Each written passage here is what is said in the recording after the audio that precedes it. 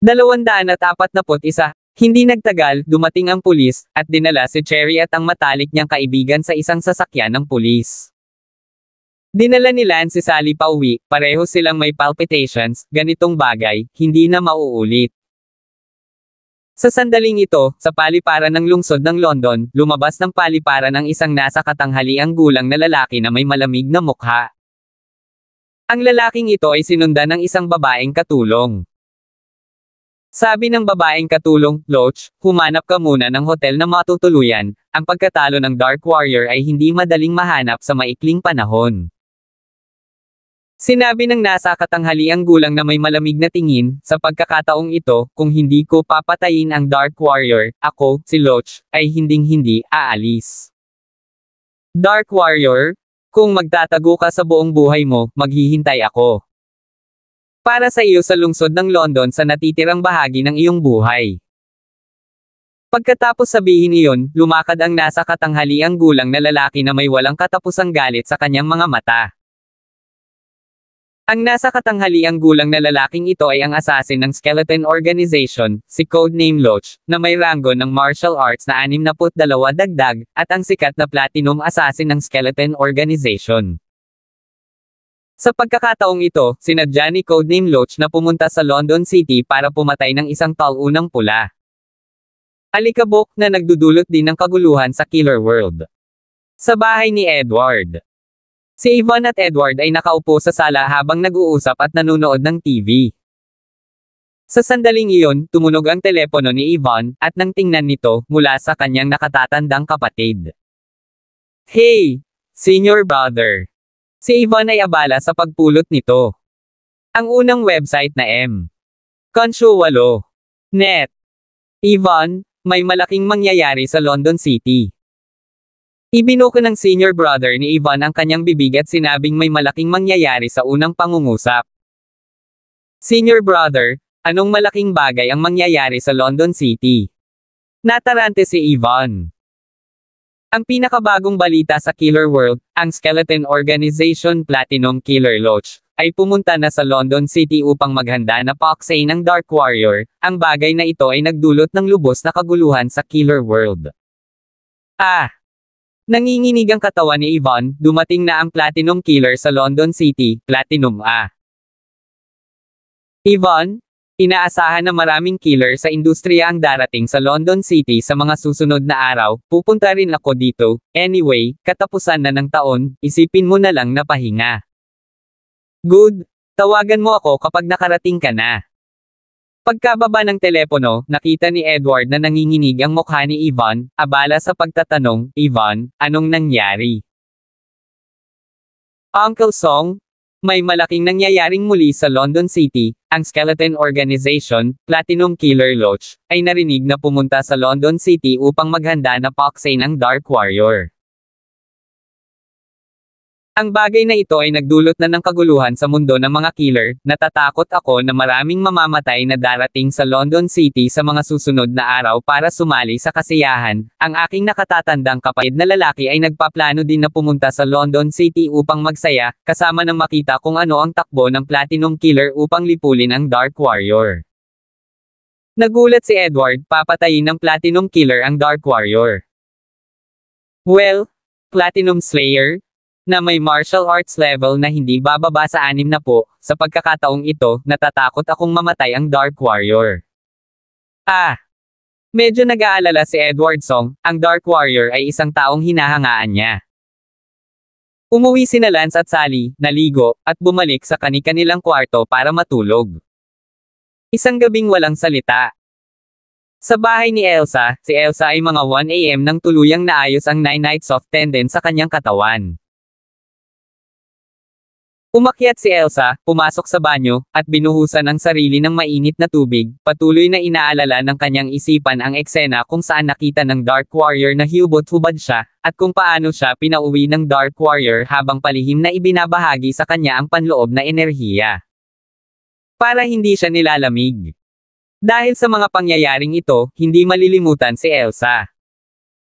Kinabukasan, nabawi ni Elsa ang kanyang dating kakisigan, bago siya pumasok sa trabaho sa Public Security Bureau, tumawag ang direktor. "Hoy, Chief, anong problema ng madaling araw na hanapin ako? Sa telepono, sinabi ng direktor, si Kapitan Shu, sa mga araw na ito, ay pansamantalang ibinaba ang pag-aresto sa pagkatalo ng Dark Warrior at pagpatay sa paliparan, at ipamahagi ang mas maraming puwersa ng pulisya upang maiwasan ang kaligtasan ng mga mamamayan ng lungsod ng London. Chief, ano ang nangyayari? Bakit bigla ang kailangan ng karagdagang seguridad para sa publiko? Nagtataka si Elsa. Narinig ko na ang isang grupo ng assassin, ang Platinum Killer, ay dumating sa ating London City na may layuning dumiretso sa Dark Warrior. Ang bagay na ito ay nagdulot ng kaguluhan sa mundo ng mga assassin, at narinig ko na maraming mga assassin na walang ibang nagagawa. Do ay pupunta rin sa London City upang makiisa sa kasiyahan. Hindi magandang bagay para sa napakaraming mga pumatay na dumagsa sa lungsod ng London, kaya mas bigyang pansin ang pagpigil sa kaligtasan ng mga mamamayan. Nagulat si Elsa, ang Platinum Killer ay dumating sa London City. Huwag kang pabaya, Platinum Killer, balitang-balita na ang pinakamasama sa kanila ay nasa ika-60 na antas ng martial arts, kahit na hindi ka maaaring magkatugma. Mayroon ding maraming mga mamamatay na bumubuo para sa kasiyahan, bamaha sa London City ng sabay-sabay, hindi alam kung gagawin nila ang London City. Umaasa ako na sa pagkakataong ito, ang tinatawag na Platinum Killer ay talagang makapatay ng isang taunang Dark Warrior at malutas ang problemang ito para sa ating pulisya. Chief, huwag kang mag-alala, papansinin ko ito. Ibinaba ni Elsa ang telepono, hindi alam kung bakit, biglang nag-alala na ang Dark Warrior ay mamatay. Biglang sinampal ni Elsa ang sarili at pinagalitan, nag-aalala talaga ako na mamatay ang Dark Warrior, pulis ako ng bayan, paano ako mag-aalala sa isang kriminal, kung ang Dark Warrior ay mapatay, niresolba nito ang gulo ng pulis, dapat abangan ko ito Gayunpaman, nang maisip ni Elsa ang tungkol kagabi, ang Dark Warrior ang nagligtas sa kanya, at sa harap ng kanyang magandang tukso, hindi man lang siya nilabag, at nagdala din ng panloob na puwersa upang magpainit sa kanya, napakaraming bagay, tila ayaw ni Elsa na hayaan siyang mamatay sa loob. Ang puso ni Elsa ay tila nag-aatubili na hayaan siyang mamatay. Kung siya noon, hinihiling na sana niyang tuluyang mawala sa mundong ito ang Dark Warrior. Si Lance ay nakaupo sa silid-aralan ng dalawang lalaki sa unahan ang nag-uusap. Narinig mo ba sabi-sabi, may isang Platinum Killer, na pumunta sa ating London City para lipulin ang Dark Warrior, kumalat ang bagay na ito sa London Window, at pinalakas din ng mga pulis ang seguridad sa London City. Siyempre, ngayon lang ito naririnig. Tumibok ang puso ni Lance nang marinig niya ang talakayan ng mga lalaki sa harapang hanay. Ang Platinum Killer. Kinuha ni Lance ang kanyang telepono at pumasok sa forum ng London Window para tingnan ito. Oo naman, ang London Window Forum ay may maraming katulad na mga post. Mamamatay ka ba sa isang pagkatalo? Sana mabuhay siya, nakakahiya kung mamatay siya. Marami sa mga taong nagpo-post sa Window of London ang nagnanais na ang Dark Warrior ay hindi mamatay. Ngunit makikita na ang lahat ng mga post ng London Window na tumatalakay sa bagay na ito ay may tensyon na tono, ang Dark Warrior ay marami ng tagahanga sa London City, at bilang fan ng Dark Warrior, ang pinakamalungkot na bagay ay ang makita ng isang mag-post tungkol sa isang taong paparating upang patayin ang Dark Warrior, o ang balita ng pulis na masiglang inaresto ang Dark Warrior.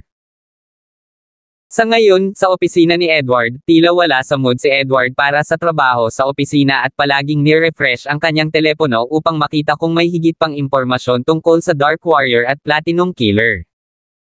Siyempre, mayroon ding mga tao na hindi kapani-paniwalang nasasabik sa oras na ito.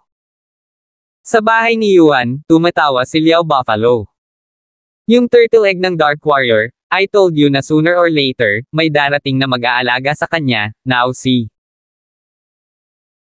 Sa tabi niya, si Harry ay abala sa pagsasabing, Uncle Liao, itong Platinum Killer, codenamed Loach, ay kinikilalang sikat sa Killer World ang kanyang martial arts level, na chismis na umabot sa 62. Ang presyo para sa isang Platinum Killer na tulad nila ay hindi bababa sa 200 milyon. Sa hindi inaasahang pagkakataon, ang Platinum Killer ay personal na dumating sa London City upang lipulin ang Dark Warrior. 242. Nagtanong si Yuan, may nag-alok ba ng reward para makapatay ng Dark Warrior? I checked. No. Codename Loach. This time parang libre, hindi ko alam kung ano ang dahilan. Tumawa si Shelton, ano pa man ang dahilan, hanggang sa masira ang Dark Warrior.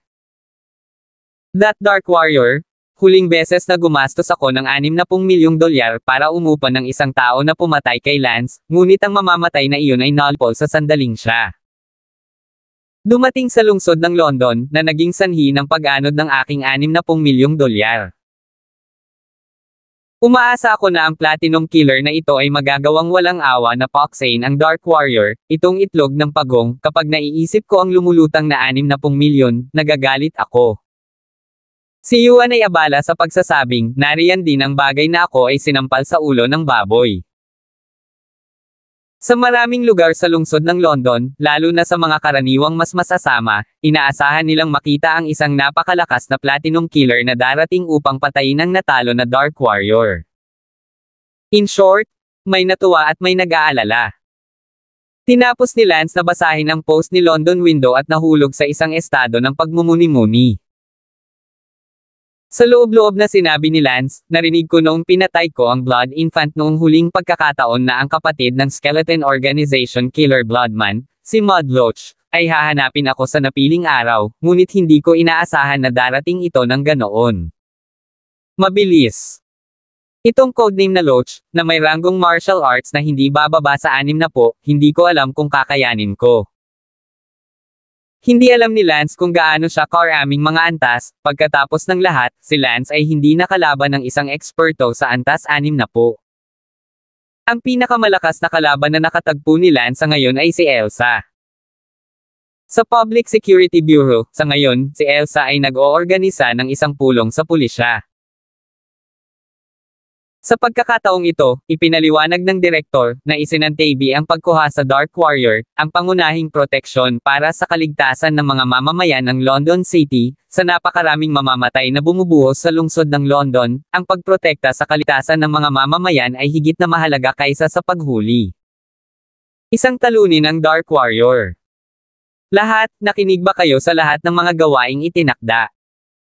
Natatakot ako na ang tinatawag na Platinum Killer ay hindi aalis hanggat hindi niya napatay ang Dark Warrior, kaya't huwag tayong maging pabaya. Sabi ni Elsa. Isang pulis ang nagtanong, Team Shu, ito ba ay Platinum Killer, mas malakas kaysa sa inyong lahat? Level 55 pa lang ako, at talagang mas malakas ako kaysa sa akin. Elsa daw. Sa isa sa mga silid ng hotel sa London City, nakatayo sa harap ng bintana ang isang lalaking nasa katanghaliang gulang na umiinom ng tsaa, ang kanyang mga mata ay nakatingin sa kalye sa ibaba. Sa likuran niya, ang kanyang babaeng katulong ay umakyat mula sa kama at niyakap siya. Sinabi ng nasa katanghaliang gulang, kapatid ko, ang namatay sa lungsod na ito, tila naririnig ko ang patay na espiritu ng aking kapatid, na sumisigaw sa lungsod. Tanong ng babaeng katulong, Loach, paano mo planong patayin ang isang taunang Dark Warrior? Narinig ko na kahit ang mga pulis ng lungsod na ito ay hindi siya mahuhuli. Humanap ka muna ng paraan para akitin siya, katulong kita, at kahit isang top hacker, kung bibigyan ng sapat na oras, dapat makahanap ka ng mga bakas, hindi ako naniniwala na ang Dark Warrior ay makakaalis ng no. Bakas. Mabuti. Ibinaba ni Lance ang kanyang telepono, kahit na hindi alam ni Lance kung ang Platinum Killer ay malakas at maaaring manalo, hindi ito inilagay ni Lance sa kanyang puso. Kung tutuusin, sa isang taong dating likas na eksperto, kahit na level 60 or 70 ka, uod ka pa. Kahit na ang lakas ng kasalukuyang katawan ni Lance ay hindi pa umabot sa level 60, sa kanyang kaalaman, hindi siya kayang patayin ng isang district level 60. Sa sandaling iyon, tumawag ang maliit na hacker beauty. Kuya Lance, may gustong pumatay sa'yo. Alam ko na. Sabi ni Lance. Kuya Lance, ako lang. Ngayon lang nalaman na ang isang hacker ay nahack sa sistema ng trapiko ng London, at dapat na sinusubukang alamin kung ano ang iyong ginagawa, ang kabilang panig ay tiyak na dadaan sa buong lungsod ng London, anumang pagsubaybay sa pagsisiyasat, kabilang ang mga tawag sa cellphone ng mga dumadaan at iba pa. Hacker. Hacker.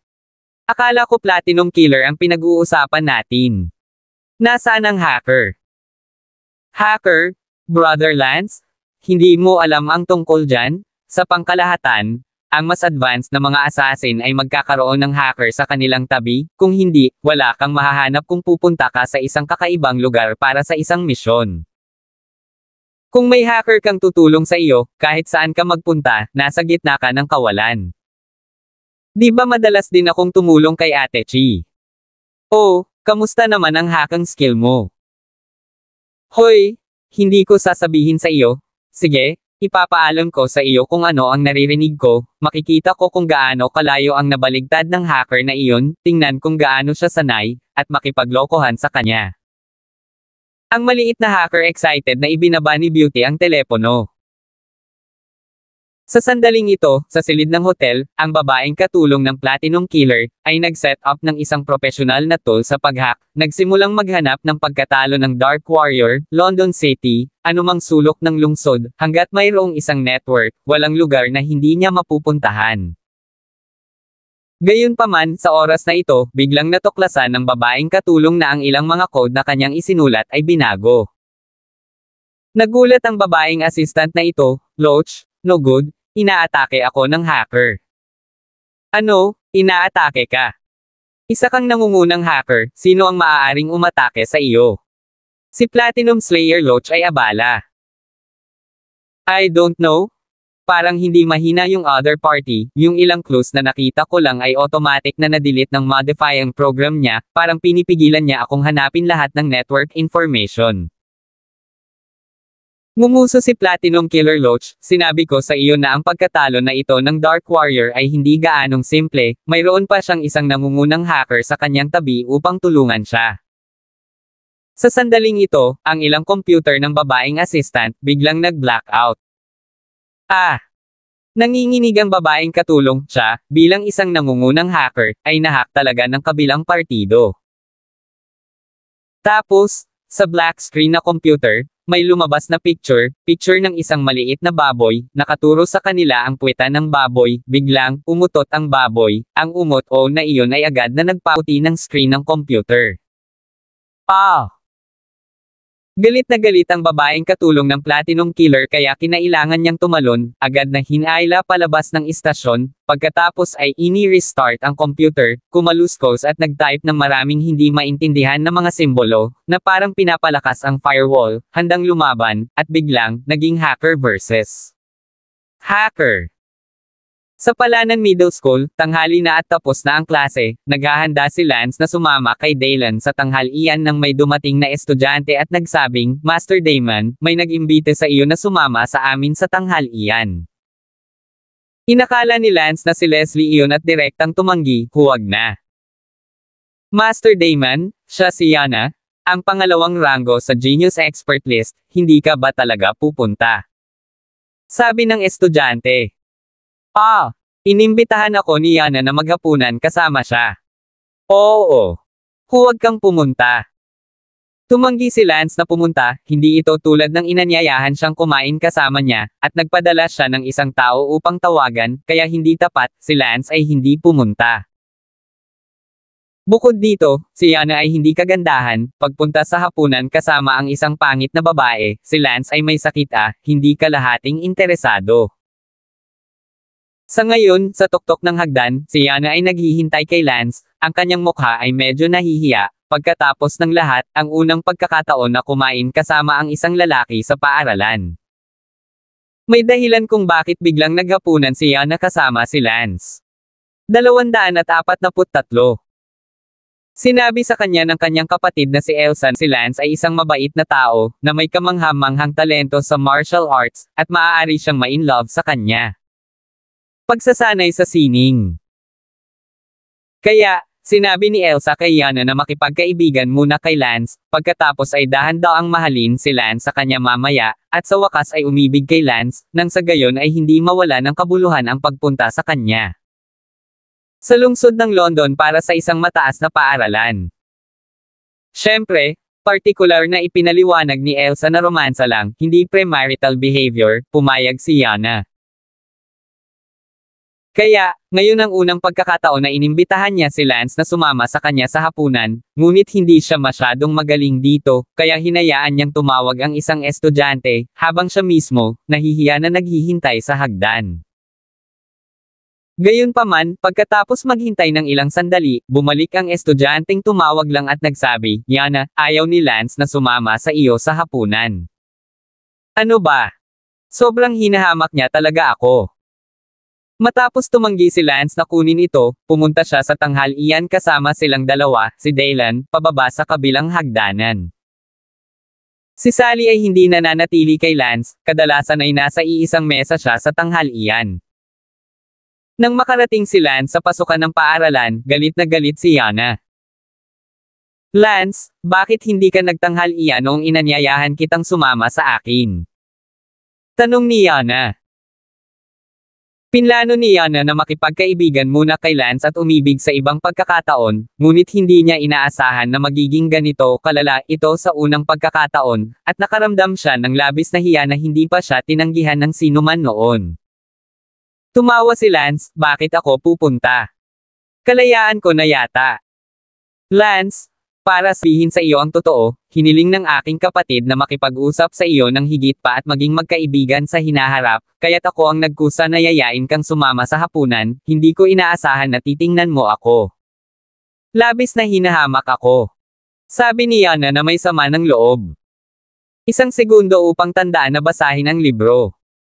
Sabi ni Lance, Yana, masyado kang extreme, ayaw ko lang makasama ka sa hapunan. Mababa lang ang tingin mo sa akin, kung hindi, bakit mo tatanggihan ang imbitasyon ko, masyado kang walang galang. Ngumuso si Lance, hindi makatwiran, Yana, ikaw ang masyadong mataas ang tingin sa iyong sarili, hindi ang iba ang minamaliit sa iyo. Kahit papaano, ikaw ang pangalawa sa pinakamagaling sa Palanan High School, kaya kung hindi ako tumingin sa ibaba. Sa iyo, hindi ba mababawasan ang tingin ng buong paaralan sa iyo? Sige, huwag kang maging unreasonable, kumain ka na ng pagkain mo, kakainin ko ang akin. Lance, kung hindi lang ako hiniling ng kapatid ko na makipagkaibigan sa iyo, hindi sana kita niyaya na kumain kasama ko. Malungkot na sabi ni Yana na idiniin na ang kanyang kapatid na babae ang nagsabi sa kanya ng ilang beses. Pagbigyan ng sarili, ngunit hindi siya nang ahas na sabihin ang ikalawang kalahati ng pangungusap ng kanyang kapatid, na umibig kay Lance. Hindi nakaimik si Lance, isipin mo kung ano ang gusto mo, kakain na ako, Dylan, tara na. Lumakad palayo sina Lance at Dylan. Tinadyakan ni Yana ang kanyang paa at sinabi sa kanyang puso, ate ayaw talagang makipagkaibigan sa akin ni Lance, anong gusto mong gawin ko Ano pa ba ang sinasabi mo, magkaibigan ka muna, pagkatapos ay mahulog ka. Sa pag-ibig mamaya tignan mo siya ng ganito, ayaw pa nga niya akong kaibiganin, paano pa siya mai-in-love? Dinil ni Yana ang telepono ni Elsa. Hoy, Yanner, ano yun? Nanlumo si Yana, ate, parang ayaw ni Lance na makipagkaibigan sa akin, lalo pat umibig sa akin. Napangiti si Elsa, mahirap simulan ang lahat, hindi ka karaniwang pamilyar sa kanya, ganyan na sa una. Buti na lang mas marami kang kontak sa kanya, natatakot ako na ang pangunawa ni Lance sa martial arts ay no worse than mine, and it's good to talk to him about romance. Of course, we can talk, but we can't do anything before marriage. Medyo busy ako ngayon, hindi na kita kakausapin, maaari mong kontrolin ang iyong sarili. Ibinaba ni Elsa ang telepono, si Yana ay umaambon, hayaan siyang hawakan ito, ngunit hindi siya maaaring makipag-date sa mga lalaki Natawa si Dylan, ang Yana na iyon, na inaakala na siya ang pangalawang pinakamahusay na eksperto sa henyo, ay gustong sumama sa iyo sa hapunan, masyadong nakakatawa, huwag mong isipin kung gaano siya kapangit, iluluwaban niya ang lahat ng kinakain mo. Si Lance ay hindi nakaimik, Dylan, huwag kang magsalita ng walang kaparerekon, hindi ako kumakain kasama niya dahil pangit siya, hindi interesado, wala itong kinalaman sa kanyang kagandahan o kapangitan. Sa hapon, nagpunta muli si Sally para mag-ensayo ng sayaw, sinasamahan pa rin siya ni Lance. Kaya lang, nag-text si Bella kay Lance. Sinabi ni Bella na malaya siyang lumabas para sa kanyang pangalawang klase sa gym ngayong hapon, kaya gusto mo bang lumabas para mamasyal? Umalis si Lance sa dance studio sa pagkukunwari na sumakit ang kanyang tiyan. Si Bella ay nakaupo sa gym at masaya na makita si Lance na paparating. Si Lance at ang kanyang parehong naglalakad at nag-uusap para sa natitirang bahagi ng session. Sa hotel, ang babaeng katulong ng Platinum Killer, ang pamamaraan ng pag-hack ay ganap na natalo kay Mo. I'm sorry, Loach. Napakalakas ng teknik ng kabilang partido. I could never win against her. I can't even turn it now if I didn't stop. Fuck! Hindi nakakagulat na ang taunang Dark Warrior ay nangangahas na pumalit sa langit. Dahil iyon ang kaso, magdeklara na lang tayo ng digmaan laban sa Dark Warrior sa iba't ibang forum at news media sa London City. Tanong ng babaeng katulong, paano kung ang Dark Warrior ay hindi manggahas na tumugon sa digmaan?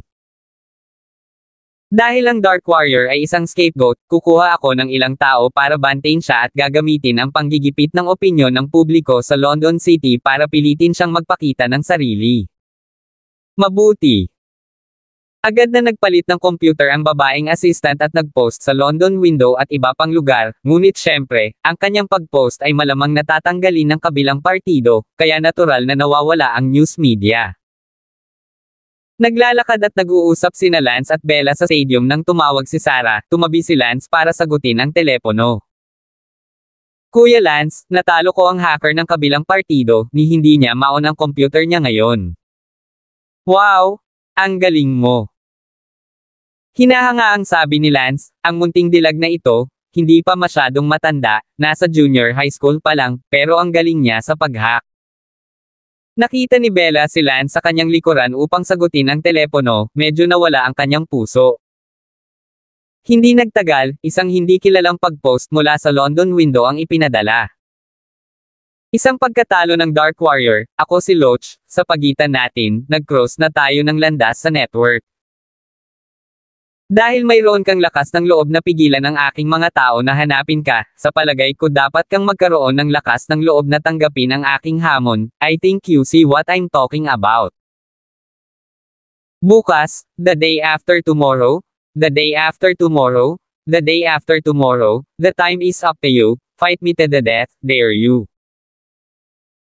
Kung sigurado ka gusto mong maging isang lumiliit na pagong, pagkatapos ay gagawin ko ang lahat para mahanap ka, alam kong makikita mo ang post na ito anumang sandali ngayon, at kung hindi ka mag-reply sa akin ng 8 PM, ipagpalagay mo na lang.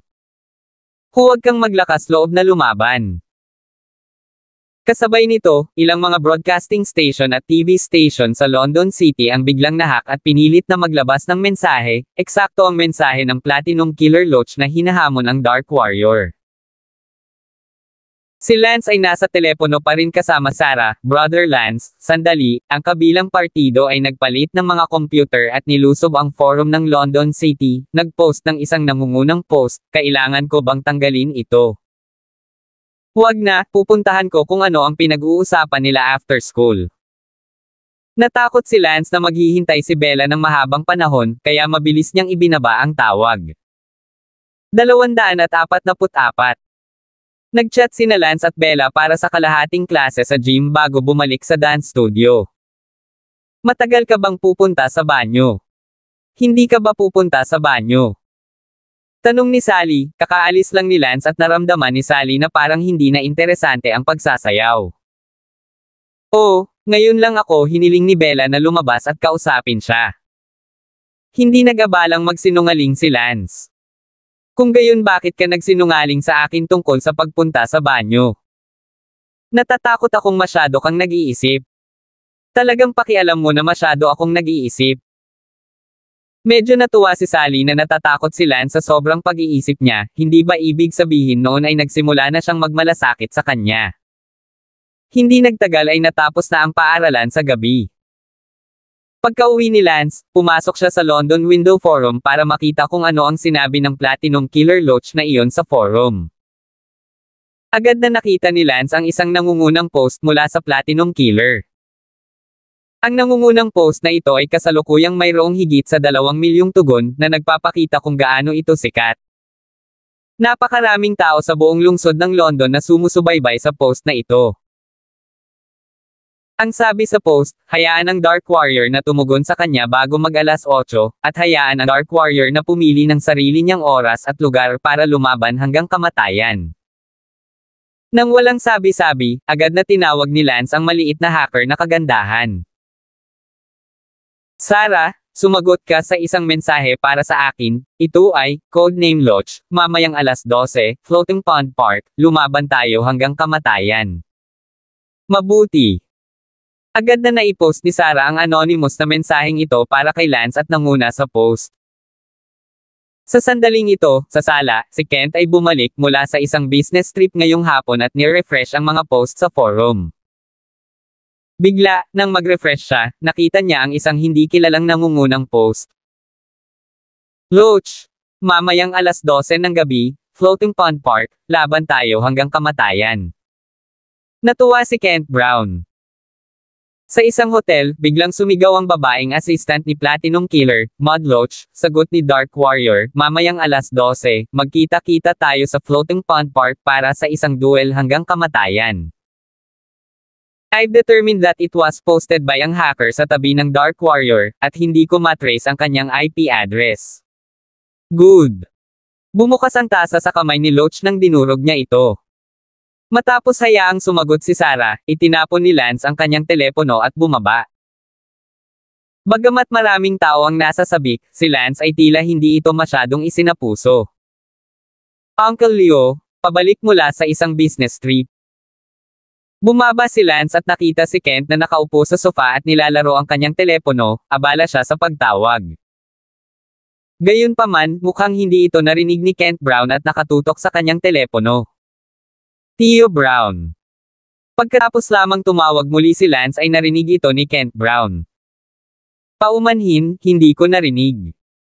Ibinaba ni Kent Brown ang kanyang telepono at ngumiti ng paumanhin. Tito Brown, ano ba kasing tinitingnan mo?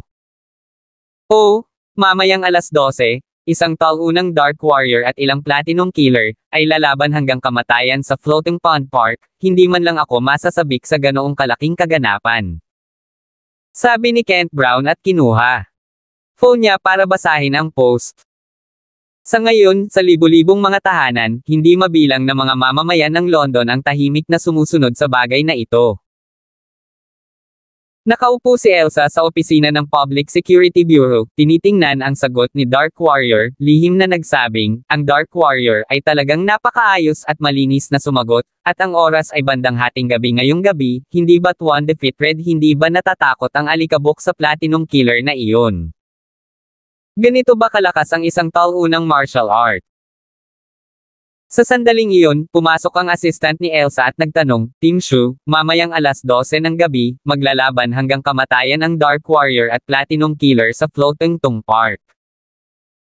Tambangan sila sa malapit na mataas na lugar, humanap ng pagkakataon para patayin silang dalawa.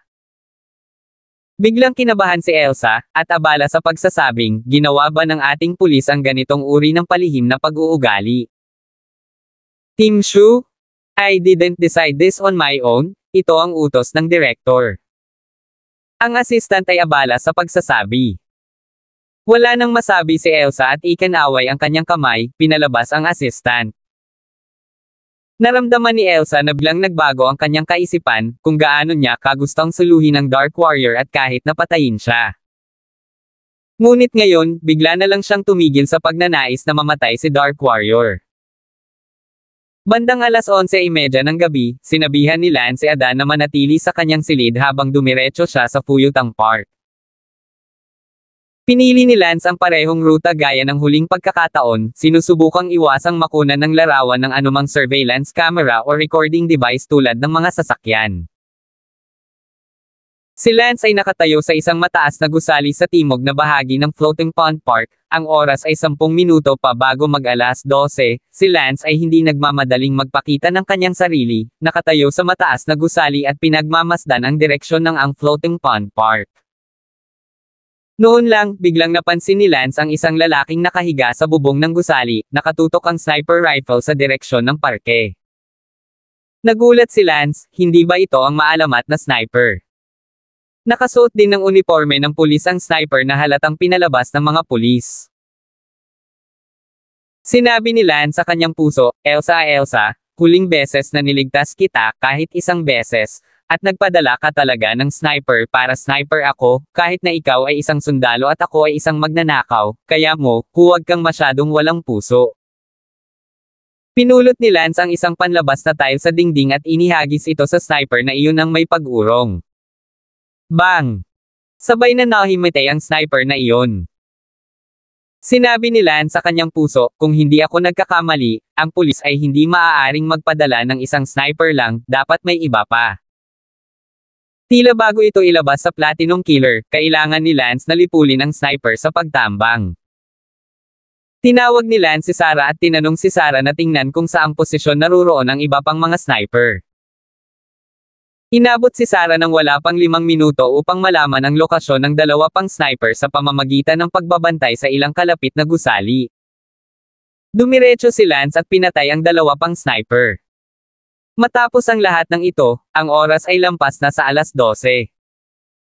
Sa sandaling ito, sa gitna ng floating pond park, nagpakita ang Platinum Killer. Sa kasamaang palad, ang oras ay masyadong apurahan sa oras na ito at walang nakatagong kamera, kaya ang mga mamamayan ng London City ay hindi mapanood ang live na broadcast. Gayunpaman, sa labas ng floating pond park, mayroon ng isang pulutong ng mga tao na nakapalibot sa parke, at ang pulisya ay humila ng kordon, na hindi pinapayagan ang sinumang mamamayan na lumampas sa kordon. Si Elsa ay kasalukuyang nakatayo sa isang puno sa loob ng floating pond park, lihim na pinapanood ang Platinum Killer na iyon. Pasado 12:00 na, at nagtaka si Elsa kung ito ba ay kasinungalingan, isang sadyang pagtatangka na asarin ang Platinum Killer. Gayunpaman, sa sandaling iyon, ang Dark Warrior ay lumipad mula sa malayo, lumilipad ng napakabilis, ang kanyang mga paa sa dulo ng mga puno, tila tumatalon sa pwesto, at sa susunod na segundo, siya ay magiging 12 metro ang layo. Binuksan ng Platinum Slayer ang mga mata nito. Direktang lumipad si Lance hanggang 10 metro sa harap ng katawan ng Platinum Killer. Nakakatakot na sinabi ng Platinum Killer, I'm sure your excellency is the Dark Warrior. Sabi ni Lance, ako ito, codename Loach. Sabi ng chismis na ang iyong martial arts level ay umabot na sa 60, hayaan mo akong makita kung gaano kalakas ang isang 60 dagdag level expert ngayon. Ngumuso si Platinum Killer Loach, isang pagkatalo ng Dark Warrior, pinatay mo ang kapatid kong si Bloodman, ngayon ang araw na mamatay ka. 245. Nasa iyo kung oras ko na para mamatay o hindi. Tiningnan ni Lance ang lakas ng Loach, ngunit mukhang hindi ito masyadong malakas. Ang Platinum Slayer ay naglabas ng isang espada na may swoosh. Isang taunang Dark Warrior, mamatay. Ang Platinum Killer ay sumugod, bago pa man siya gumalaw, napatay na ng espada si Lance, inihagis niya ang espada kay Lance at ito ay lumipad na parang bala patungo kay Lance. Sumimangot si Lance sa pang-aalipusta, tinangka siyang saksakin hanggang mamatay gamit ang isang espadang ibinato. Walang muwang. Naglaslas si Lance gamit ang kanyang espada, at isang walang kapantay na espada na si Chi ang bumangon. Ang espada ng Platinum Killer ay pinunit sa ilang piraso ng sword Chi ni Lance ng sabay-sabay. Si Elsa na nanunood mula sa malayo ay nagulat, ang pagkatalo ng Dark Warrior ay tila mas malakas kaysa sa kanyang naisip. Ang Platinum Killer ay natakot nang makita niya ang kanyang espada na pinunit ni Lance ng sabay-sabay, at agad na naglabas ng pangalawang espada. Ghost Wheel Flash. Biglang kumurap at nawala ang figure ni Lance, at sa sumunod na sandali, biglang lumitaw sa harap ng katawan ng Platinum Killer. Bang! Ang biglaang pagkislap ni Lance ay naging sanhi ng pagkatulala ng Platinum Killer, si Lance ay tila nawala sa kanyang kinalalagyan, pagkatapos ay direktang kumislap sa kanyang harapan, ganap na hindi inaasahan. Tandaan ang website na Konshu 8.net. Sinampal ni Lance ang Platinum Slayer at diretsong naputol ito sa lupa. Tinapakan ni Lance ang Platinum Slayer na hindi makagalaw sa lupa at umungol. Ito ang maalamat na level 60 dagdag Platinum Slayer, at ito ay masyadong nakakadismaya. Ikaw, paano ka magiging napakalakas? Napatulala ang Platinum Slayer. Mahigpit lang ang pagbibilang, 2 galaw lang ang naghahanda para sa kamatayan, natamba na siya ni Lance, lalo na ang paggalaw ni Lance, Ghost Will Flash, ganap na hindi makapaniwala si Platinum Killer na may napakalakas na kapangyarihan ng liwanag sa mundo. Sinabi ni Lance, ikaw ay isang trash assassin at ipinapalagay mo na nag-iisip tungkol sa akin. Ang aking katapangan ay hindi isang bagay na maaari mong tingnan at ng iba pang maliliit na mamamatay tao. Codename Loach, sigurado akong nakapatay ka ng maraming tao, ngunit mula noong pumunta ka dito sa sarili mong pagkukusa, sabihin na nating papatayin kita ngayon sa ngalan ng Diyos at iligtas ka mula sa paglabas upang pumatay muli sa hinaharap. Wait! Sigaw ni Loach, namumula ang mukha, hindi niya akalain na matatalo siya sa isang kisap mata ng isang talunang Dark Warrior, ang natalo nitong Dark Warrior ay malamang na higit pa sa level 70. Gosh! Nanginginig ang puso ni Mudloach. Level 70, isang kaharian na maaaring hindi niya manggahas na isipin sa kanyang buhay. Kung alam niya na napakalakas ng Dark Warrior, sana ay dumating ang multo upang maghayganti sa kanya.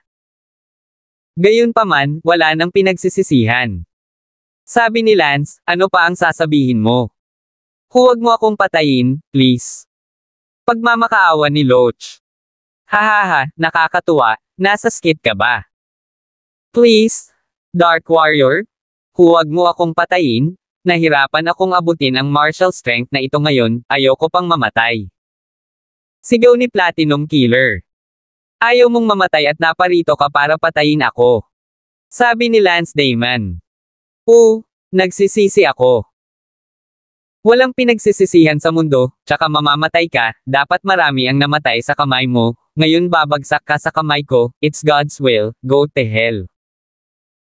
Sa isang iglap, natapakan ni Lance ang leeg ng Loach, at ang leeg ng Loach ay naiupi at tuluyang namatay.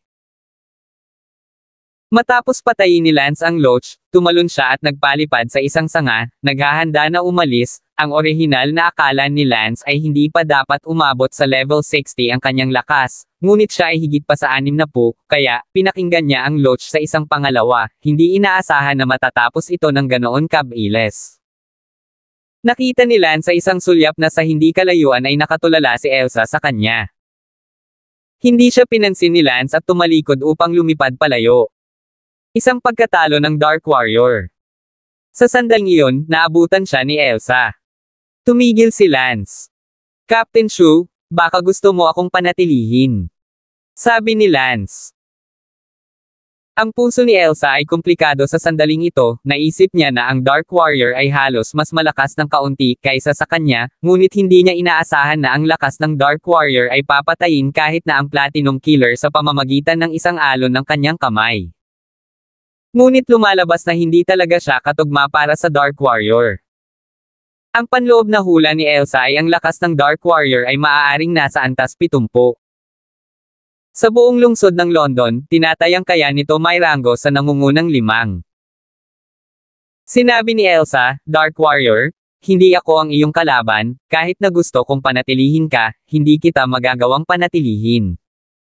Kung gayon, bakit mo ako tinawag? Walang gaanong pagmamahal si Lance kay Elsa dahil inutusan niya ang sniper na tambangan siya. Ako. Hindi alam ni Elsa kung bakit niya tinawag ang Dark Warrior. Ngumuso si Lance, tinawag ako ni Kapitan Shu, natatakot ako na gusto niyang bigyan ng pagkakataon ng mga sniper sa pagtambang na labuhin ako hanggang sa mamatay. Nagulat si Elsa, paano nalaman ng isang talunang Dark Warrior na mayroong 3 sniper sa lihim na pagtambang. Ngumuso si Lance, Captain Shu, niligtas kita kahit isang beses, at ikaw, nagayos ka talaga ng mga sniper para patayin ako. Nataranta ang puso ni Elsa, at nang hindi nag-iisip, ipinaliwanag niya, ayoko. Gayunpaman, nang matapos magpaliwanag si Elsa, noon lang niya naramdaman na kailangan niyang magpaliwanag sa Dark Warrior. Siya ay isang mamamatay tao, ako ay isang pulis. Natural lang nalabo yan siya. Ano ang paliwanag? Hindi gustong mag-aksaya ng mga salita ni Lance kay Elsa, kaya tumalikod siya at lumipad palayo. Nakita ni Elsa ang Dark Warrior na umalis at tumigil sa pagsasalita, na parang may gusto siyang sabihin, ngunit hindi niya alam kung ano ang sasabihin. Napabuntong hininga si Elsa sa loob, hindi ko alam kung kailan tayo muling magkikita sa susunod. Pagkatapos bumantong hininga, nagulat si Elsa, isa siyang pulis, bakit siya magkakaroon ng ideya na makipagkita sa hindi malamang oras sa susunod. Time.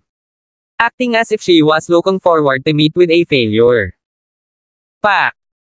Sinampal ni Elsa ang sarili para i-clear ang kanyang ulo, at sa susunod na pagkikita niya, siya na ang magpapatuloy sa pagkuha ng Dark Warrior.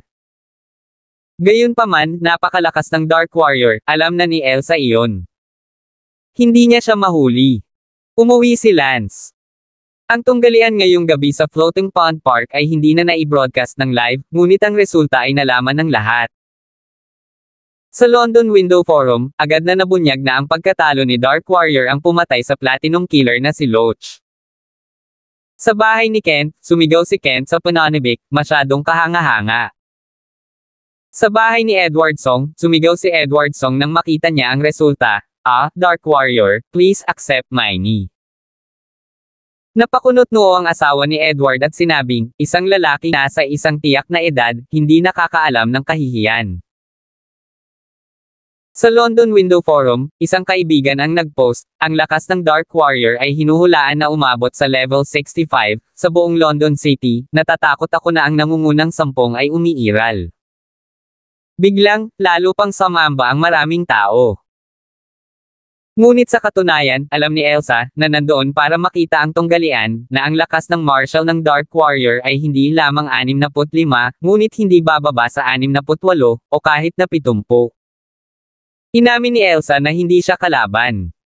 Nakauwi na rin si Elsa. Gayunpaman, parang si Elsa ay napuno ng isang bagay sa kanyang isipan, ang kanyang mukha ay hindi masaya.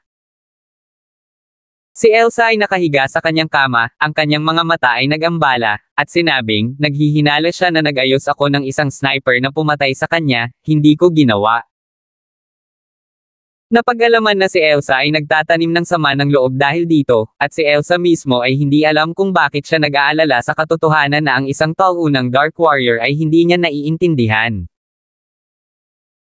Kinabukasan, sumisikat pa rin ang araw, ang tanawin ay katulad ng dati, ang paaralang papasok sa paaralan, ang gawaing papasok sa trabaho, ang Platinum Killer para pumatay ng taunang Dark Warrior, parang umutot na napawi sa hangin. Nag-iiwan lamang ng isang taunang Dark Warrior na higit na katanyagan. Kabanata 246. Sa Public Security Bureau, hiniling ng direktor kay Elsa na pumunta sa kanyang opisina. Dumating si Elsa sa opisina ng direktor. Nagtanong ang direktor, alam mo ang tungkol sa Platinum Killer na pumatay sa Platinum Killer kahapon sa isang pagkatalo? Tinanggo ni Elsa ang kanyang ulo. Sabi ng direktor, yung Dark Warrior, nagawa niyang patayin ang Platinum Killer, kaya nalampasan siya ng Dark Warrior at nabalitaan ko na umabot siya sa level 65. Napakalakas ng Dark Warrior, halatang halata na ikaw ay walang kapantay sa kanya. Hindi nagsalita si Elsa at tumango. Sinabi ng direktor, nakagawa na ako ng ulat sa aking mga superior, at sineseryoso nila ang bagay na ito, at magpapadala sila ng isang eksperto upang pansamantalang kumilos bilang pinakamataas na kapitan ng Public Security Bureau. Sa hinaharap, ikaw ang mananagot sa pagtulong sa pinakamataas na kapitan sa usapin ng pagkuha ng Dark Warrior. Nagulat si Elsa, hindi inaasahan na magre-report ang direktor sa kanyang mga superior. Direktor, pinababa ang mga nakatataas, gaano kalakas? Si Elsa ay abala sa pagtatanong. Ngumiti ang direktor, I don't know exactly how strong, but I think it's at least no less than a level 70 expert. So in the future, pagdating ng Supreme Captain na yan, dapat tulungan mo siya ng maayos. Ay, oo. Isang segundo upang tandaan na basahin ang libro. Huwag kang mag-alala, hindi pa rin nagbabago ang iyong posisyon, kaya lang ay hindi mo na kaya ang gawaing paghuli sa Dark Warrior, kaya kailangan mong humingi ng tulong sa iyong mga superior, at sa loob ng kalahating buwan, sila'y magpapadala ako ng mga eksperto. Si Lance ay nakaupo sa kanyang klase, nililinang ang kanyang panloob na lakas habang nakapikit ang kanyang mga mata. Ang Ghost Wheel Flash na ginawa ni Lance kagabi ay nakaubos ng malaking lakas ng loob ni Lance. Sa orihinal, ang martial skill na ito ay maaari lamang simulan kahit man lang sa panlabas na kaharian, ngunit si Lance ay labis na nagsikap na simulan ito. Ang martial art na ito ay tinawag na Ghost Wheel Duel, at ang Ghost Wheel Flash ay isa lamang sa mga galaw. Sa sandaling iyon, tumunog ang telepono ni Lance. Tito Brown. Ang tumatawag ay si Kent Brown. Lance, may klase ka ba? Hindi. Tinawag ako ni Uncle Leo out of the blue, tell me what's up. Lance, ganito yan, ilang araw na ang nakalipas, nag-post ako ng advertisement para sa isang bodyguard at pumayag akong mag-conduct ng interview ngayon, libre ka ba, pwede mo ba akong puntahan at tulungan akong mag-interview at subukan kung alin ang sulit na kunin. Siyempre walang problema. Agad na tumango si Lance, medyo interesado si Lance, sa halip na kumuha ng boring na klase dito, mas gugustuhin niyang pumunta at tulungan si Kent sa interview. Nagmaneho si Lance sa kumpanya ni Kent Brown. Sa labas ng opisina ni Kent, 5 nakapanayam ang naghihintay. Pumasok si Lance sa opisina ni Kent Brown. Lance, nandito ka agad. Tito Brown, nandito naman lahat ang nasa labas para mag-interview sa bodyguard mo diba? Oo, 5 lahat. Eto ang impormasyon nila, tingnan mo. Papasukin mo na lang sila. Ipinadala ni Kent ang kanyang sekretarya para tawagan sila, tiningnan ni Lance ang babaeng sekretarya ni Kent, mga 30 taong gulang, medyo matikas. Nakita kaagad ni Lance na ang paraan ng pagtingin ni Kent Brown sa babaeng sekretarya na iyon ay hindi limitado sa kalihim. Ang kumpanya ay nasa proseso ng pagbuo ng bagong produkto sa nakalipas na 2 taon, at nagtatrabaho sa bagong produkto sa loob ng mahabang panahon. Ito ay hindi lamang 1 oras, ito ay 1 oras din bago ka magkaroon ng pagkakataon na makuha ang iyong mga kamay sa tamang tao, sabi niya. Ang bodyguard na iyon, si Atao, ay orihinal na hinamak si Lance. Ngunit matapos siyang ibaba ni Lance gamit ang 1 kamay, hindi na siya nang ahas na maliitin si Lance. Tanghali na rin noon, at inimbitahan ni Kent si Lance na mananghalian sa isang malapit na hotel at tinawagan si Wendy, na malapit din ang kumpanya. Ilang araw nang hindi nakita ni Lance si Wendy, at nakasuot ng pambabae si Wendy, napaka. Ang estilo ng isang uri ng babaeng presidente, si Lance sa unang pagkakataon na makita siyang nakasuot ng ganito, ibang lasa, karapat-dapat na maging pangalawa sa pinakamagandang babae sa London City. Pagkatapos ng tanghalian, naghahanda si Lance na bumalik sa paaralan nang dumating ang tawag ni Daylan, na tila nagmamadali. Hoy, Daylan. Lance, where have you been? Bumalik ka kaagad. Ah, ano yon? Natarante si Lance. Pagkatapos lang ng klase, lahat ay kumain ng tanghalian, at pumunta ako sa cafeteria kasama sina Lina at Sally. Ngunit nang bumalik kami mula sa tanghalian, nakita ni Sally ang kanyang drawer. Sabi ni Daylan, na tila hindi upang tiisin upang magpatuloy. Ano ang nasa drawer ni Sally? Nagsalubong ang mga kilay ni Lance. Noon lang sinabi ni Daylan, sa drawer ni Sally, may 1 piraso ng tae. Ano? Galit na galit si Lance. Sino te? Hindi ko alam, walang nakakaalam kung sino ang gumawa nito, sabi ni Daylan. Agad na bumalik si Lance sa paaralan, ngunit may 1 taong sadyang naglagay ng tae sa drawer ni Sally. Bumalik si Lance sa kanyang klase, kung saan kakaunti ang mga tao ang nagtipon. Lance. Nakita ng lahat si Lance na paparating at abala sa pagtingin kay Lance. Lumapit si Lance sa mesa ni Sally, at sigurado, may mabahong amoy na nagmumula sa drawer. Tumingin si Sally kay Lance nang may paglala. Sino ang may gawa nito? Galit na sigaw ni Lance, hindi natatakot si Lance sa iba na magmumulan ng lantaran at sa totoo lang, natatakot siya sa ganitong uri ng kontrabida na gumagawa ng maliliit na galaw. Sinabi ni Sally, bumalik kami ng ganito pagkatapos ng hapunan, walang nakakaalam kung sino ang gumawa nito. Ang lahat ay tumingin kay Lance, hindi inaasahan na ang numero unong eksperto sa henyo, si Lance, ay mayroon ding mga sandali ng kawalan ng kakayahan. Sa sandaling ito, umungal si Daylan.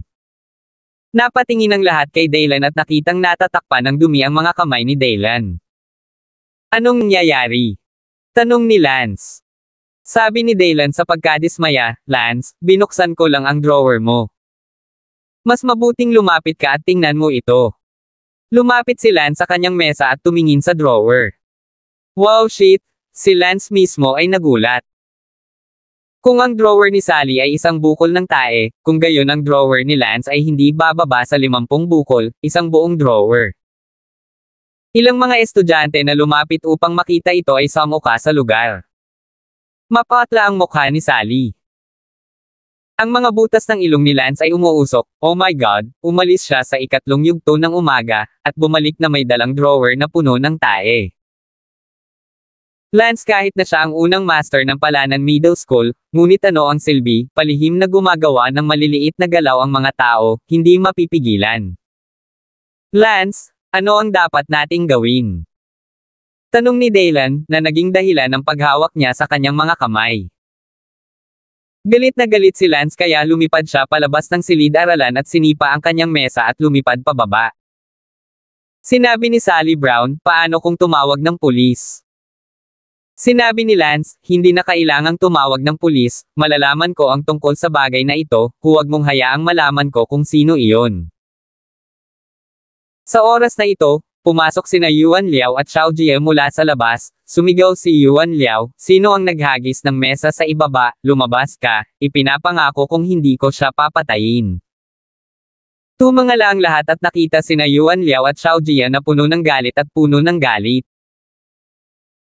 Kanina lang ay bumalik sina Yuan Liao at Xiao Jie mula sa hapunan at dumaan sa ibaba, at biglang bumagsak ang isang mesa sa kanilang mga ulo, halos magkawatak-watek silang dalawa hanggang sa mamatay.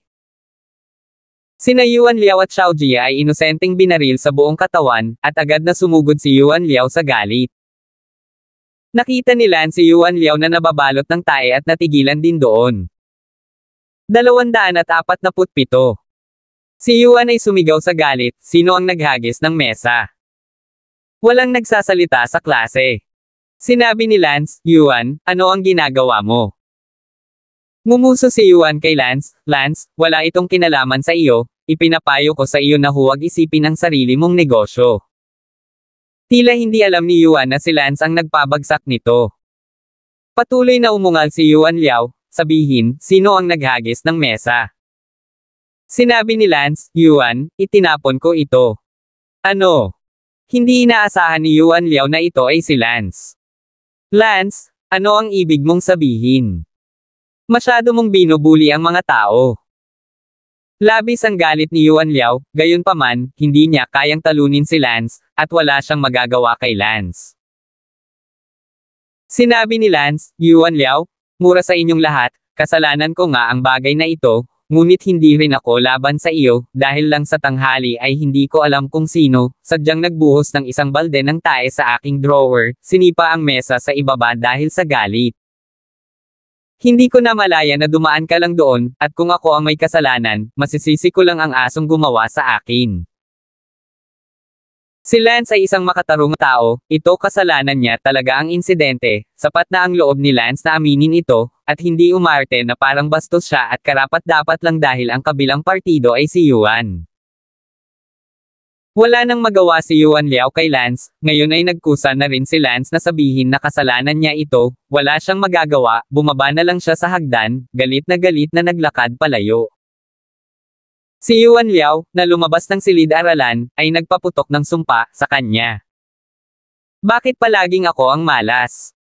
Unang URLM, Konsyo 8. Net.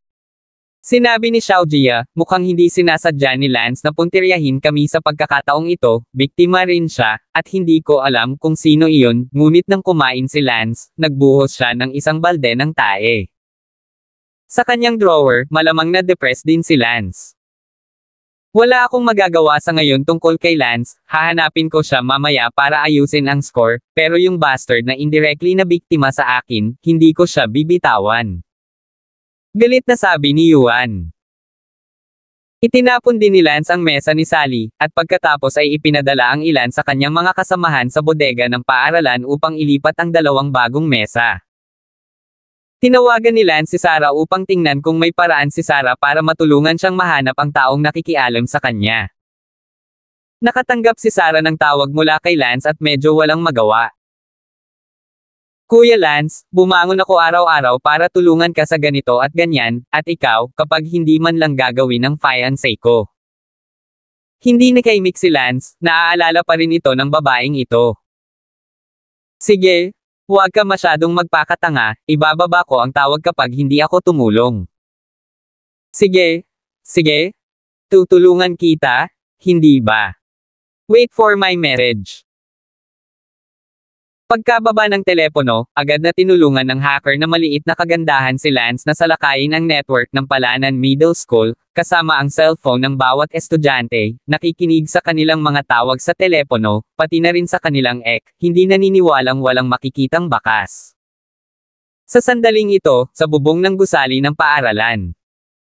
Si Yuhao at ang kanyang dalawang sidekicks ay naninigarilyo doon. Sinabi ng isa sa mga tagasunod, Mr. Yuhao, ang oras na ito ay itinuturing na nagpakawala ng masamang hininga, sa harap ng iyong ama, maaari mong sa wakas ay itaas ang iyong mga kilay sa isang sandali.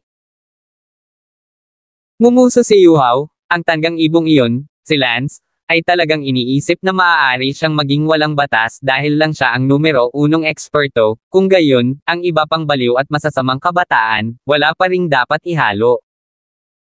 Palaging sinasabi sa akin ng aking ama na huwag. Para matakot kay Lance, isa rin siyang estudyante, lahat tayo ay mga estudyante, hindi na kailangang matakot sa kanya.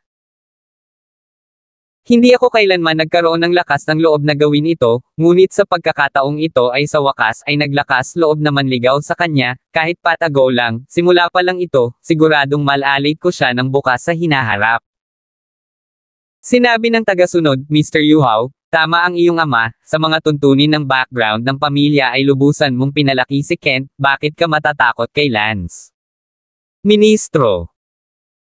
Pinutol ni Yuhao ang sigarilyo sa kanyang kamay at inilabas ang kanyang telepono at sinabing, huwag ka nang magsalita pa, magre-report ako pabalik sa aking ama at ipapaalam sa kanya na nagalit ang kanyang anak.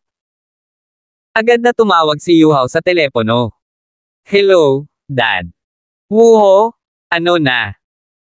Tanong ng ama ni Yuhao sa hindi gaanong masigasig na tono, mula noong corporate summit na iyon, medyo nadismaya siya sa kanyang anak. Dahil sa araw ng corporate summit, nabangga niya si Lance, na ay napakamayabang, at ang kanyang anak na lalaki ay humarap kay Lance na parang isang wimp, nang si Lance ay mapanuksong tanungin ang kanyang anak kung gusto niyang makipagkita para sa isang away sa susunod na linggo, at bilang isang resulta, ang kanyang anak ay halos hindi nang ahas na pumasok sa paaralan. Sa oras na iyon, sinampal niya si Yuhao. Lahat tayo ay mga estudyante ng Palanan High School, si Lance ay isang estudyante lamang, gaano man siya kasama, ang kanyang pamilya ay hindi mas masama kaysa sa kanya, bakit siya matatakot kay Lance? Tumawa si Yuhao, Tay, hindi ba palagi mo akong sinasabihan na mag-wild sa harap ni Lance? Tatay, ang wild ko ngayon. Agad na sinabi ng ama ni Yuhao na nagtataka, talaga. How dare you fuck with Lance Damon? Tay, tama ka? Bakit ako matatakot kay Lance? Campus fanatic din ako, kaya baliw ako. Humalaklak ang ama ni Yuhao, tama, huwag kang matakot, kung may mangyari man, kailangan mong suportahan ka ng iyong pamilya. Walang kakilala ang lolo mo sa mga eksperto sa London City, kahit ano pa ang gawin ng itim at puti. Kumain ka na, bumangon ka na. Well, Dad, gagawin ko. Ito ang anak ng aking pamilyang So, kaya't sa ngayon. Sa wakas ay natanggap ni Yuhao ang papuri ng kanyang ama at nasa magandang kalagayan. Si Lance ay nakaupo sa silid-aralan nang tumunog ang kanyang telepono, si Sarah ang tumatawag.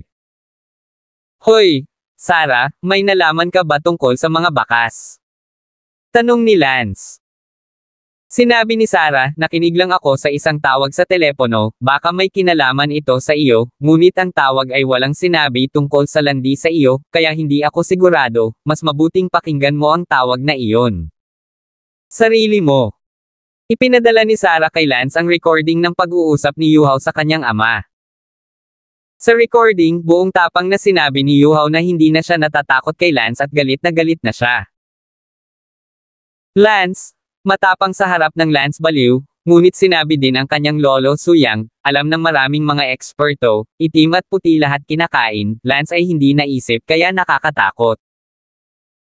Ang tawag na ito, walang indikasyon kung si Yuhao ang naglaro kay Lance, kaya hindi makapaghusga si Sarah. Nakinig si Lance sa usapan, kumunot ang kanyang noo, at nagpa siya na makipag-usap kay Yuhao. Si Lance ay umalis sa silid-aralan at dumiretso sa klase ni Yuhao, ngunit sa kasamaang palad, si Yuhao ay wala sa kanyang klase. Hiniling ni Lance sa kanyang mga kaklase na tawagan si Yuhao. Sa sandaling nasa bubong, masayang nakikipag-usap si Yuhao sa kanyang sidekick nang tumunog ang telepono. Kamusta? Mr. Yuhao? Nandito si Lance para makita ka, sa klase, sinabihan kanyang magmadaling bumalik. Nang inig ang katawan ni Yuhao, sa oras na ito, ang kanyang sidekick ay abala sa pagsasabing, Mr. Yuhao, huwag kang matakot, tiyak na hindi alam ni Lance kung ginawa natin ito, gayon pa man, ang insidente sa tanghali ay hindi marangal, hinding-hindi natin aaminin. Magalit ka, Mr. Yuhao, huwag mong pababayaan ang iyong ama.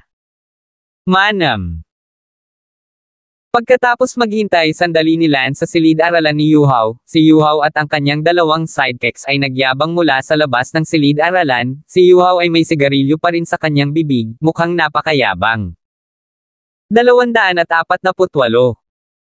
Nakita ni Lance ang hitsura ni Yuhao at medyo nataranta, that time noong nagkita kami sa corporate summit, si Yuhao ay parang isang wimp sa harap niya, bakit parang baliw siya ngayon? Lance, ano ang hinahanap mo sa akin? Tanong ni Yuhao na may sigarilyo sa bibig. Sinabi ni Lance, Yuhao, seryoso akong naghihinala na pinakialaman mo ang aking drawer sa tanghali. Napabuntong hininga si Yuhao, Lance, mayroon ka bang katibayan? Kung mayroon kang ebidensya, magsimula ka lang ng away, kung wala kang ebidensya, mangyaring lumayo. Yuhao? Hindi nagkita ng ilang araw? Nagiging mayabang, naglakas loob na sabihing mawala ka sa harap ko. Ngumiti si Lance nang may pagtataka. Ngumuso si Yuhao, Lance, hindi ka naman big shot.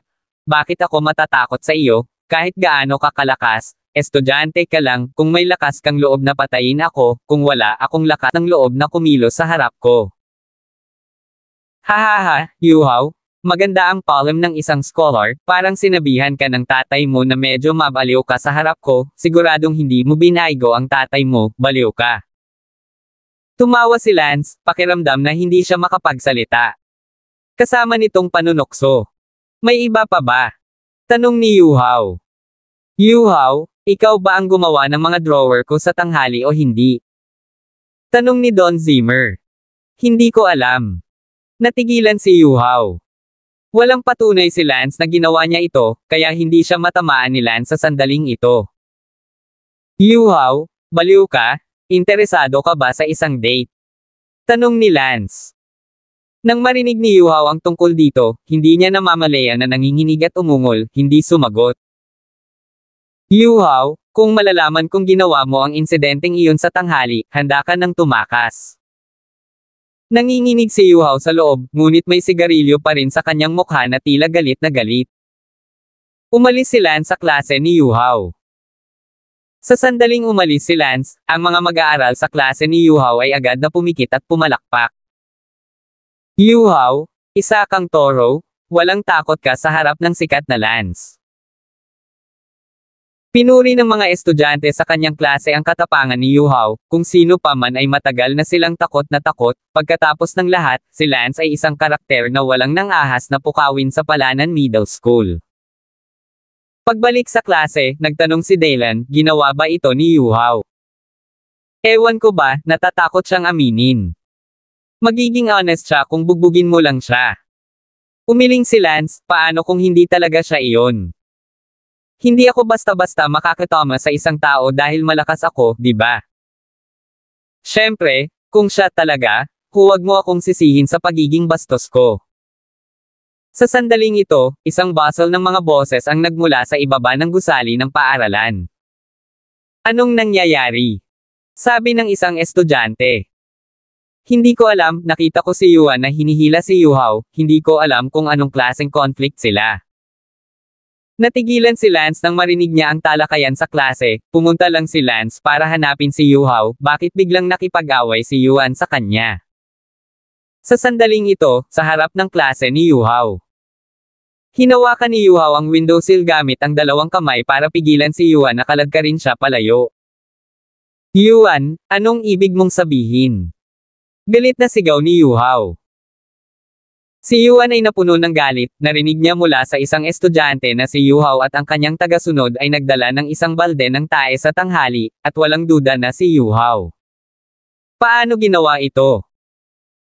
Si Yuan ay walang magawa tungkol kay Lance, ang kanyang puso ay labis na bigo, ngunit sa ngayon, dahil alam niyang si Yuhao ang may gawa nito, paanong hindi niya mailalabas ang kanyang galit kay Yuhao, kung hindi para kay Yuhao na gumagawa ng maliliit na galaw kay Lance, hindi sana sinipan ni Lance ang mesa sa ibaba.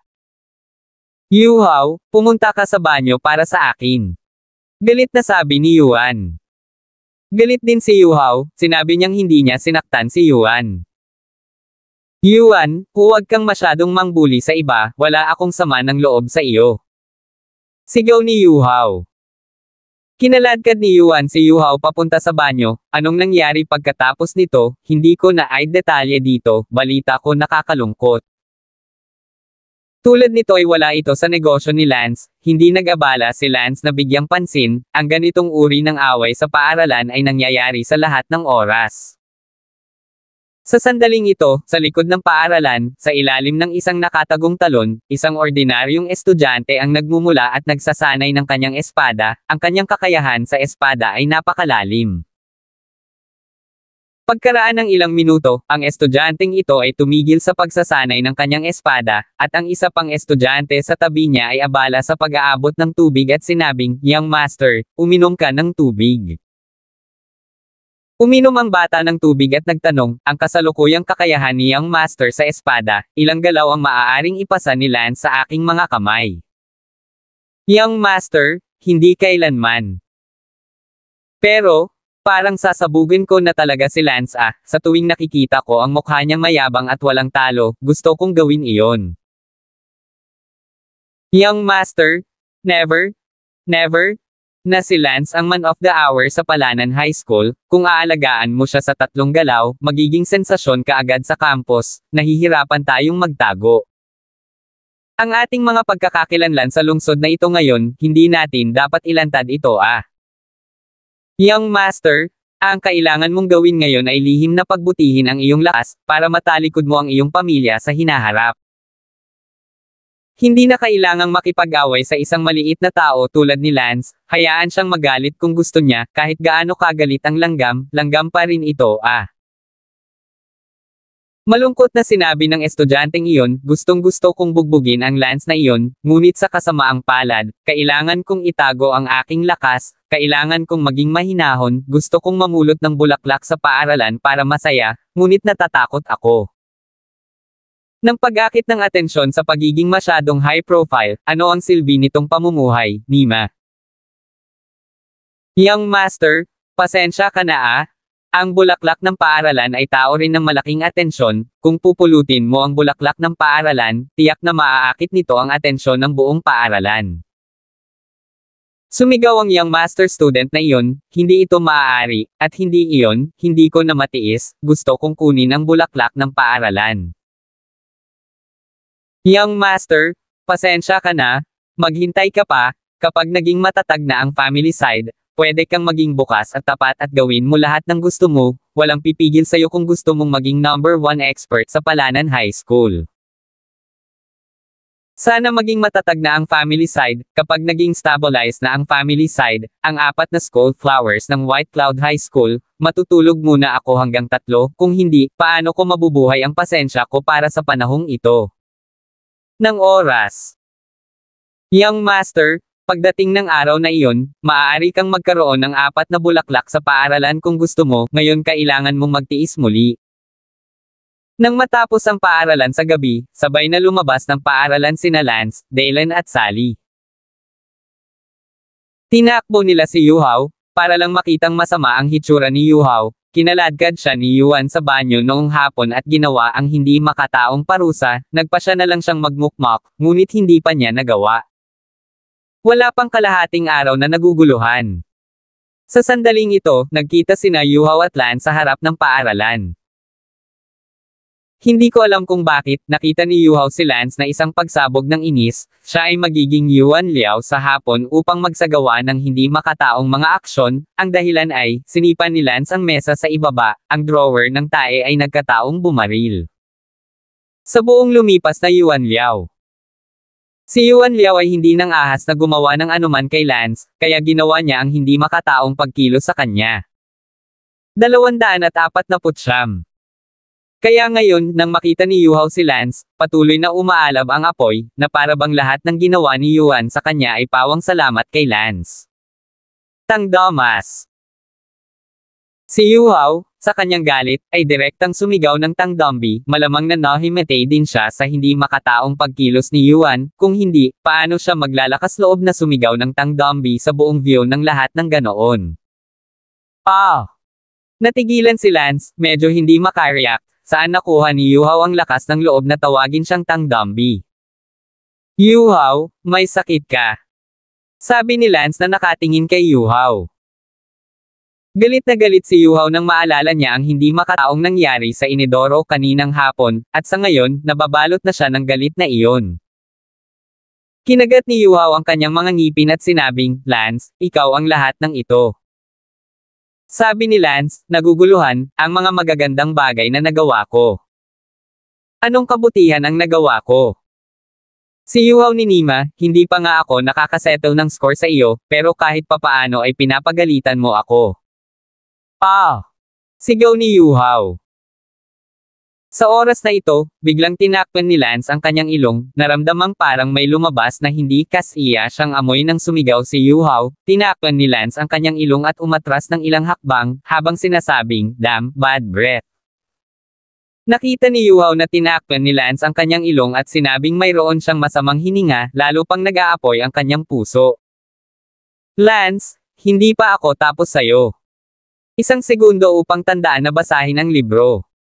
Lumapit si Sally at nagtanong, Lance, anong problema? Bakit pa ulit-ulit na sinasabi ni Yuhao na tapos na siya sa iyo, mukhang hindi mo siya sinaktan kamakailan?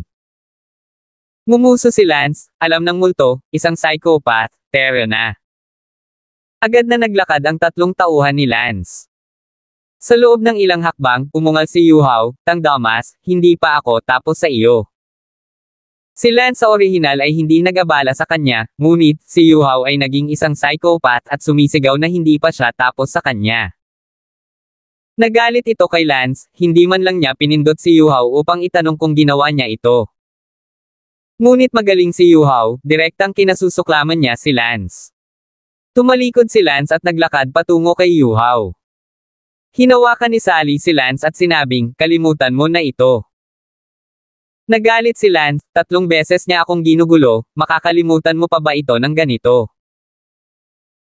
Lumakad si Lance sa harap ni Yuhao at umungol, Yuhao, alam kong gusto ng tatay mo na kumilos ka ng kaunti sa harap ko, hindi ako nag-abala na makisama sa iyo, ngunit Nima, nagalit ka sa akin. Paulit-ulit, sa tingin mo ba napakadali kong i-provoke? Habang tinitingnan ni Yuhao si Lance, lalo siyang nagalit, nawala na ang kaunting kaduwagan na nasa puso niya kay Lance. Lance, sa madaling salita, ako, si Yuhao, ay hindi pa tapos sa iyo, at Yuan Liao, kayong dalawa, hintayin mo ako. Natarante si Lance sa kanyang narinig, at pagkatapos ay naalala ni Lance na tila brutal na binugbog ni Yuan Liao si Yuhao noong hapon. Naisip ba ni Yuhao na ako ang nag-utos kay Yuan na bugbugin siya? May sakit ba siya, ganoon ba kaganda ang relasyon ko kay Yuan? Yuhao, ipinapayo ko sa iyo na itigil mo na ang pag-provoke sa akin, kung hindi, bugbugin talaga kita, at ang pakikialam sa aking drawer sa tanghali, kung kailangan kong mag-imbestiga at malaman na ginawa mo ito, handa ka nang matapos. Hahaha, hahaha. Biglang humagalpak ng tawa si Yuhao. Anong tinatawa-tawa mo? Naramdaman ni Lance na parang may mali kay Yuhao, parang baliw, hindi niya alam kung ano ang nagpapasigla sa kanya. Kinagat ni Yuhao ang kanyang mga ngipin at sinabing, Lance, hindi na kailangang mag-imbestiga, ako ang may gawa nito. Ano? Ikaw talaga ang may gawa nito. Nanlamig ang mukha ni Lance. Oo, ako ang may gawa nito. Pa! Sinampal ni Lance ang mukha ni Yuhao ng napakalakas kaya namula ang mukha ni Yuhao. Si Sally at Dylan ay abalang tumakbo. Sinabi ni Lance, Miss, ang insidenteng iyon sa tanghali ay kagagawa ni Yuhao. Pagkatapos sabihin iyon, hinawakan muli ni Lance si Yuhao at pinalo siya ng mahigpit. Hindi nagtagal, nagdulot ng kaguluhan ang away sa harap ng paaralan, at maraming estudyanteng pauwi na mula sa paaralan ang nanood. Sa hindi kalayuan, nakita ito ni na Yuan at Wu Xiaojia. Napangiti si Xiaojia, Jayuan, mukhang nalaman ni Lance na gawa iyon ni Yuhao, at binubugbog niya si Yuhao sa ngayon. At ngayong gabi siya ay brutal na binubugbog ni Lance, hahaha. Napabuntong hininga si Yuan Liao, tumawa ka ng utot fuck, maayos akong naglalakad doon, walang dahilan kung bakit nataman ang lahat, tawa ka pa rin ng tawa. Si Lance ay brutal na binugbog si Yuhao, none of my business. This is originally a matter sa pagitan ni na Yuhao at Lance, at kahit papaano ay naging isa kami sa mga biktima, siya, kapag iniisip ko iyon, lalo akong nagagalit.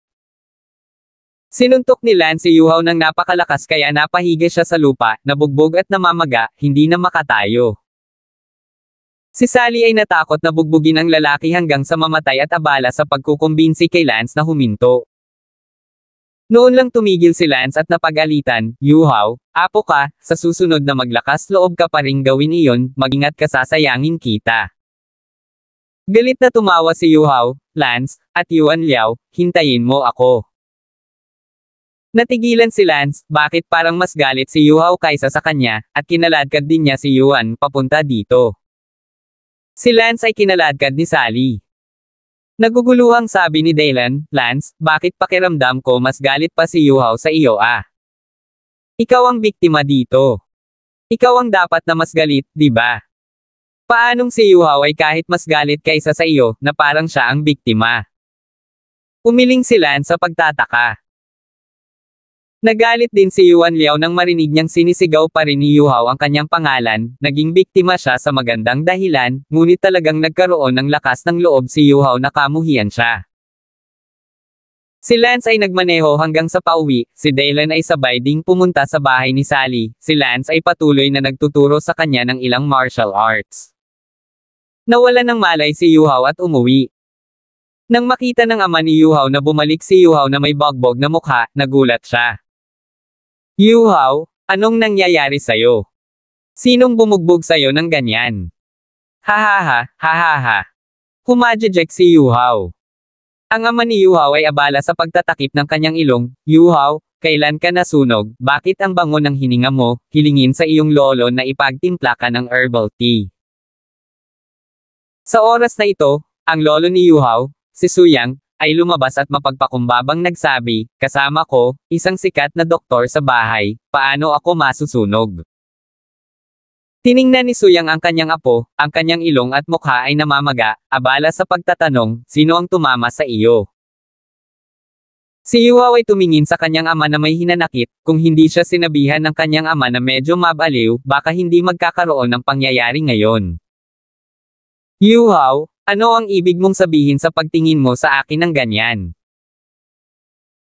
Nakita ng ama ni Yuhao ang kanyang anak na nakatingin sa kanya ng may sama ng loob, sobrang galit na galit na siya nang makitang binugbog ng ganito ang kanyang anak, napakawalang silbi, ngunit ginawa niya. Ti-expect na babalik ang kanyang anak at ihain ito sa kanya, lalo pang nagngangalit. Tay, ikaw na lang. Insolent, ako ang tatay mo? Ikaw na mismo ang walang kwenta, binubuli ka sa school, tapos pinalabas mo pa ako, paano ako nagkaanak ng walang kwentang anak na tulad mo? 250. Sinabi ni Yuhao sa kanyang lolo, Lolo, ayaw mo bang malaman kung bakit mabaho ang hininga ko? Well, pagkatapos ay sasabihin ko sa iyo. Paulit-ulit akong sinabihan ni Itay na maging wild sa harap ni Lance Damon at huwag matakot sa kanya. Dahil lahat kami ay mga estudyante. Nakinig ako sa kanya at nag-wild sa harap ni Lance, kaya kumuha ako ng isang balde ng tae at itinapon ito sa drawer ni Lance noong tanghali habang ang lahat ay nasa tanghalian. Ang una kong napansin ay iyon hindi ko alam ito, ngunit hindi ko akalain na sinipan ni Lance ang mesa sa ibaba, nang dumaan si Yuan Liao, at ako ay hindi mahawakan. Si Yuan Liao ay hindi nang ahas na gumawa ng anuman kay Lance, kaya nag-imbestiga siya. At nalaman kong ginawa ko ito. Galit na galit ako, ngunit wala akong magawa tungkol kay Yuan, kaya kinailangan kong ilabas ito kay Lance, at sa wakas ay binugbog na naman ako ni Lance ngayon. Nanginginig si Suyang at itinuro ang bibig ng kanyang apo at sinabing, ang ibig mong sabihin, mabaho ang hininga mo dahil. Hahaha, tama na. Tumawa si Yuhao at biglang, isang mabangis na halik sa bibig ng kanyang ama. Ang tatay ni Yuhao ay tanga. Pupo. Hahaha. Patuloy na humajejek si Yuhao sa buong villa, habang si Suyang, natigilan doon, hindi kumikibo. Pagsapit ng gabi, umalis si Daylan sa bahay ni Sally at sumakay ng bus pabalik, at pumunta si Lan sa kanyang silid upang maligo. Sally sa harap ng computer sa kwarto, sa hitsura para sa isang mahabang panahon, at sa wakas ay nagpa siya, open-ended, bagong taon regalo araw, direkta upang magpadala Lance chocolate. Sa sandaling ito, kakauwi lang ni Elsa mula sa trabaho at nakita ang kanyang kapatid na si Yana na tulala. Yan, bakit ka natulala? Siya nga pala, kumusta ang mga bagay kay Lance? Kailan tayo magkakaroon ng relasyon? 17 taong gulang ka rin, napakataas ng talento ni Lance sa martial arts, kung may in love ka sa kanya, sobrang suportado ko sa iyo. Sabi ni Elsa, gustong-gusto ni Elsa na iset up ang kanyang kapatid kay Lance, dahil ang martial arts comprehension ni Lance ay labis na pinahahalagahan ni Elsa. Nanlumo si Yana, ate, pwede bang itigil na natin ang pag-uusapan? Anong mali? Kami ni Lance, imposible. Sa iyong poster at lakas sa martial arts, may pangalawang tao ba sa paaralan na mas angkop para sa kanya? Tama si Elsa, ang apat na iba pang bulaklak ng paaralan, si Leslie Smith lang ang nakakagawa ng martial arts, ngunit ang martial arts ni Leslie Smith ay hindi pa sapat upang maabot ang nangungunang 10 eksperto sa henyo. Si Yana, sa kabilang banda, ay isang talentadong henyo, at ang kanyang tunay na kagandahan ay kasing ganda ni Elsa, at siya at si Lance ay talagang ang pinakamahusay na tugma para sa isa't isa. Ito ang dahilan kung bakit kumpiyansa si Elsa na iset up ang kanyang kapatid kay Lance. Nagtanong si Elsa, yan, hindi mo pa ipinapaalam kay Lance ang tunay mong mukha, di ba? Tumango si Yana. Natahimik si Elsa, yan hindi ba sinabi ko sa iyo? Ipakita mo kay Lance ang iyong tunay na mukha, o kung hindi, sa pangit mong mukha ng tao, paano mai-inlove si Lance sa iyo? Sinabi ni Yana, ate, hindi ko ipinapakita kay Lance ang aking tunay na mukha, ngunit nag-aalala ako na, nang makita ko ang aking tunay na mukha, nag-aalala ako na ang nakikita niya sa akin ay hindi ako tao, ngunit ang aking hitsura. Ayoko ng ganoon, kung may in love si Lance sa akin ngayon, bibigyan ko siya ng sorpresa at ipakikita niya ang aking tunay na mukha, hindi ba iyon ay magiging mas romantiko at mas matatag na relasyon? Kung hindi, ang nakikita lang niya ay ang itsura ko. Hindi nakaimik si Elsa, ngunit tila may kabuluhan ito, ngunit ang problema ay malabong mai-in love si Lance sa isang pangit. Katatapos lang maligo ni Lance at bumaba nang makatanggap siya ng kakaibang tawag sa telepono. Hello? Sino te? Ako ito, Elsa. Ang boses ni Elsa ay nanggaling sa telepono, si Lance ay natigilan, paano nalaman ni Elsa ang kanyang numero ng telepono at paano niya ito tinawagan, dahil ba ito sa gabi? Nahuli mo ba si Yuhao? Captain Shu, wala ka pa bang duty ngayong gabi? May isang bagay na hindi na makapaghintay hanggang bukas. Natahimik si Elsa, huwag kang kabahan, hindi kita hinahanap dahil may ginawa ka, may gusto akong pag-usapan sa iyo, libre ka ba ngayon, lumabas ka ngayong gabi at ako, isasama kita sa hapunan at may pag-uusapan sa daan. Nawala nang masabi si Lance, siya at si Elsa, parang wala silang magandang pagkakaibigan. Captain Shu, tama ba ang narinig ko, iniimbitahan mo ako sa hapunan? Napabuntong hininga si Elsa, sandali lang kita ihahatid sa hapunan, ang pag-uusapan ng mga bagay-bagay, ano? Ang hindi pagbibigay sa akin ng ganyang mukha. Pagkatapos mag-isip tungkol dito, hindi mahulaan ni Lance kung ano ang gustong pag-usapan ni Elsa sa kanya, kaya pumayag siya. Sinabi ni Elsa na makikipagkita siya sa kanya sa alas 7 sa pasukan ng Tangchao World. Mabuti. Pagkatapos ay sinabi ni Lance kay Kent, Theo Brown, may lalabas ako saglit, kaya hindi ako kakain sa bahay ngayong gabi. Ang Captain Shu na iyon ay sinabi niyang iniimbitahan niya ako sa hapunan, kaya lalabas ako. Saglit. Natigilan si Kent Brown, bakit magiging mabait si Elsa na anyayahan si Lance sa hapunan? Bumaba lang si Sally at kinakabahang nagtanong, crush ka ba ni Elsa? Tumingin si Kent sa kanyang anak at galit na sinabi, Sally, huwag kang magsalita ng walang kaparerekon. Masama kung marinig ka ni Captain Shu, si Captain Shu ang numero 1 kagandahan sa London City, hindi ko alam kung gaano karaming mga admirer.